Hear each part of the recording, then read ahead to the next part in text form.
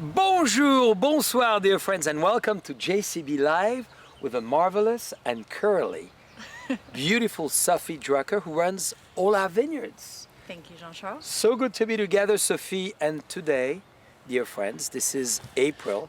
We are celebrating Mother Earth. This is so exciting to discuss as below, so above, to discuss the energy of the plant, to discuss with you and show you the proof of the great pruning we've done, and of course now the result of that lovely flower showing up. And this is really one of the best time. I don't know about you, and Sophie, maybe you're the same, but I'm a fanatic of the spring. I am too. Absolutely. I love the warm weather. I love all the tender green shoots popping out. It feels fresh. It feels like life. It's wonderful. Yeah, it really symbolizes new life. It symbolizes transformation. Look at this beautiful blue bottle of wine. It symbolizes, you know, the new season. And as we look, obviously, as our magnificent sun, let's remember the sun is 864,000 miles in diameter.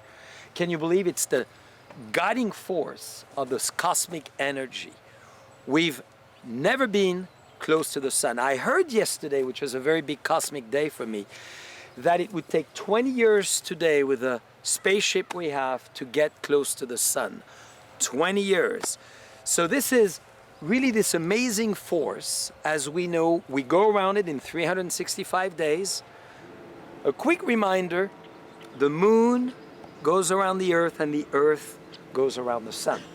We all know that, but it's important to remind it to us. We are not the center. And we living at Raymond Vineyard according to not only the lunar calendar, but the solar calendar. And they both naturally highly interrelated. But as we toasting the frequency, the sign of this beautiful wine, whew, what a wine. Well, maybe, Sophie, you tell us what you think about this wine. Oh, yeah. Because you helped make it. A wine is made in the vineyards. Let's taste it. Dear friends, we're trying the Napa Valley red wine 2018. And we are in the middle of Raymond Vineyards. You could see there's obviously a lot of activity going on here today. Not because it's Monday, but the season is calling for it. This is the excitement of spring. So, Sophie. What do I think? I mean, lots of dark fruit, some earth, really silky tannins, just a lush, beautiful red wine. I mean, what's there not to like? Bright This acid. red blend, yeah, great acidity as well. It's 2018, it's very young. But at the same time, it's very ready. So youth ready. Yeah. does not always wait for the amount of years. Sometimes youth is good. Yeah. Talking about youth. Youth, look at these young little tender green shoots we have here. So these started to push, gosh, just really in the last week and a half.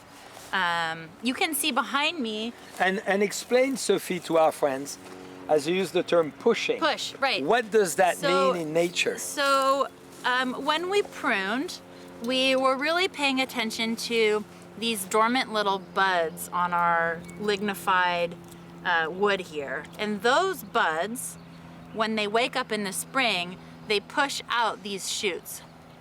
So, and if we can get a little zoom up on this, you can see here, this Cabernet is a little bit behind the Merlot we have over here, where you can really see the vines waking up, and you have these kind of condensed little shoots starting to pop out. I love when they get this bright pink color on them. They're so beautiful. But even these, they're just starting to swell, and they push out and start to grow. And then in a week, these will look like these. And we'll have these tender green shoots with their first leaves on them. And also, we can already see our clusters. So these are inflorescences that will bloom in a month, 5 weeks. and will turn into our berries and be our clusters for the year. So this is the vintage 2021 right here. It's right here. And dear friends, you remember Sophie gave us a great ampelography class in a way. It was so informative with all the leaf shape. This is Merlot. You recognize it. It's kind of a fleur de lis on its own. And it's that beautiful Merlot that is part of this blend. There's a little bit of it in it. But look at it. It looks like a cauliflower. It looks like even a broccoli. It looks like a lot of the plants. But as Dylan is going to go closer, you see as well this phenomenal octagonal shape. And you see mini hexagons that are one of the most powerful shape that comes from Mother Nature. I've mentioned two vegetables that is hexagonal structured. And remember, the hexagon is the key sacred geometrical structure that really are in everything that is called nature, including the beehives. If you look at the bee, those are little hexagons that the bees are shaping as well. There's a lot of meaning to it that I won't necessarily go into today, but I really one time for all of us want us to think about not only sacred numbers, but the symbolic of shapes in Mother Nature. That could be the Nautilus, that could be the octagon and the hexagon, that could be the triangle structure, as above, so below. That could be all kinds of shape that we discover in Mother Nature that has really designed the world at large. And this is why I think a vineyard, if you observe it the way we ought to, you discover the world in your palm and in this glass. You do, yeah, and it's just magic to see this happening over a period of weeks. I mean, these will grow so quickly. It's like sometimes I feel like I could just stand here and watch them grow up because there's so much activity and there's so much life being pulled out of these soils that we've nourished with cover crop and compost. And everything is just all being focused into the energy of growing these shoots and absorbing that sunlight and photosynthesizing and building the carbon that grows these and makes plants magical. Absolutely. And maybe, Sophie, as we are in the vineyards, you could show us, you just mentioned cover crops, one example there. And what did you do between the rows? Because that's what we're doing right now, dear friends, in Napa Valley or Sonoma or Burgundy. You would see a lot of the vineyards with the vineyard team in the vineyards doing this. So yeah, so we had this is actually in a more established block, and over here we're doing what we call alternate till. So we're leaving one row with permanent cover and we're tilling every other row. That's where we had planted our cover crop, our beans, our peas, our oats, and that all got mowed and tilled into the ground. So now it's kind of combining all that nitrogen, all that carbon, all that organic matter back into the soil structure. And we time that with Budbreak because we want to bring what can potentially be pretty tall growth back down to the ground. Because one of the risks that we run this time of the year, where maybe the days are beautiful but the nights are still getting fairly cold, is frost. And frost can really do a lot of serious damage to all this tender green growth. So we have other things out here. We can run sprinklers that help protect. In some spots we have fans. But really, one of the most important things in the cultural practice is to bring that growth all the way down, because the cold air will sit, but if the cover crop's right here, it'll sit right at that level of all that new growth. And we want to bring it all the way down and have it drain out. That's right. That's the best thing we can do, so Very we don't well lose said. our crop. And we want to make sure those beautiful birds come and eat a little bit of the seeds. And you could see Sophie's gorgeous medal. Wow, I've never noticed. I hope, Dylan, you could zoom on that beautiful eagle coming down with the sun. It's It's a duck with a rising sun. Ooh, Yes. a lot of symbolism there as well.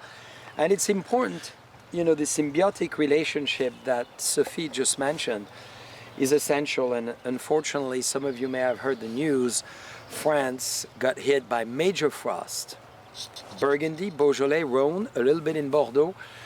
So it has been a very intense weekend, as well as the tail end of last week, to discuss with our team what to do, because what happened is exactly what Sophie is hoping won't happen here. And luckily, we have an amazing weather, but the nights are very cool, so we got to protect it, because this is that most fragile time where nothing should ever happen. It's like a young bird, a young duck, a young child, improperly fed and suddenly having this frost hitting. So it could jeopardize the vintage. We're praying that the great vintages of 2021 will still be spared in Burgundy, but unfortunately the frost was big. So it's exactly what we don't want to happen, and it looks very good here. It's very promising. It does. It looks good, and we're quickly getting out of the period where we're concerned about frost. You may want to touch on that, though, as far as global warming Correct. and climate change, because some people may think it's something which is not real. And for us, both of our feet are on the ground on a daily basis. Yeah. And we know it's real. It is. I mean, these are unseasonably warm days. We've had a lot of activity on the earlier side, out in the vineyards, but still these really cold nights. And my team has been up every night as we've gotten close to that point of freezing, out here monitoring things, making sure we don't get down to a point where we're going to have damage. And it's been, you know, it's every year it's just more erratic, I would say. Yeah. And that's climate change. So this is why, as a winery, and you'll see me soon with Joe Papendick again in the garden, we love to talk about sustainability, organic and biodynamic. And I was actually with one of our neighbors with whom we buy grapes, and he's excited to walk his dogs in our properties because he feels the air, the freshness. He feels the sustainability of our building. He feels the solar panels. He feels how committed we are to Mother Nature. And I engage all of you, dear friends, in the trade of wine to really look at the back label and the fact that a wine is organic or sustainable or Napa green or biodynamic, even better, as we do. Because we think we are what we drink, we are what we eat, we are the essence of nature. And you know, we've had many eras throughout the foundation of Mother Earth and being humans here, and she would outlive us, but we need to respect her. Absolutely. And that's what we do every day. To Mother Earth on Earth Day. To Earth Day, dear friends, come and celebrate with us. Bring your wines from your cellar, Raymond Vineyards, of course. Have more of it, enjoy it, and realize that without Mother Nature, none of us would be here, but none of those wines would be as great. So, to this amazing Napa Valley, to Stephanie Putnam, Thane Knudsen, Kathy George, and of course, Sophie Drucker, and her partner in crime. He's right there. He's a little camera shy. Yes, but he's doing an amazing He's job amazing. as well. Victor Torres. Victor Torres managing our team, and we have the best team ever, and that's what it takes. People committed. So, Sophie, thank you for what you do with Thank Mother you. Nature. Thank you for allowing me. And all of you, dear friends, for Cheers. being part of the dream at Raymond and all our properties. Happy Earth Day.